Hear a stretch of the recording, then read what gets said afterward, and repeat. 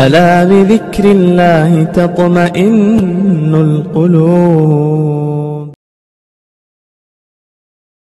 میں آپ کو ایک خاص بات بتا دوں جو ہماری میڈیا بھی چھپاتی ہے اور ہمارے ملک کی ایجنسی بھی چھپاتی ہے. بابری مسجد کو جب شہید کیا گیا تو ان میں سے 200 آدمی اندھے ہو گئے. مسجد کو شہید کرنے والوں میں 200 آدمیوں کی فہرست ایسی ہے کہ جس میں وہ بالکل نابینا اندھے ہو گئے. ایک آدمی مظفر نگر میں میرے علاقے کے قریب جہاں کراچی آنے جانا ہے وہاں پر وہ ایک میڈیکل اسٹور چلاتا تھا, وہ بھی کار سیوا میں چلا گیا. ایک مرتبہ میں اس کے میڈیکل اسٹور پر گیا تو میں نے دیکھا کہ وہ بیٹھا ہوا ہے. میں نے کہا بھائی تم بات نہیں کر رہے ہو؟ کہا کہ نہیں صاحب میں اندھا ہو گیا ہوں. میں نے کہا تم اندھے کیسے ہو, تمہاری تو آنکھیں بالکل صحیح ہیں.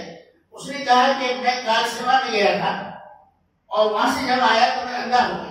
اب مجھے بمبئی لے جایا گیا, دلی لے جایا گیا, بنگلور لے جایا گیا اور مدراس لے جایا گیا. دنیا کے اچھے سے اچھے ہاسپٹلوں میں میرا علاج کرایا.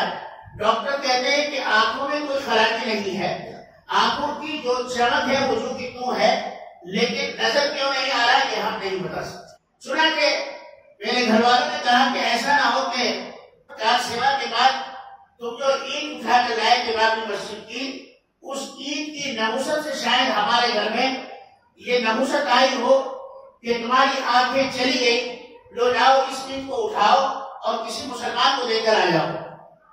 چنانچہ وہ باہر نکلے اس عید کو دینے کے لیے. وہیں قریب میں تبلیغی جماعت کا مرکز ہے, مولانا موسیٰ صاحب اس زمانے میں زندہ تھے جو امیر جماعت تھے.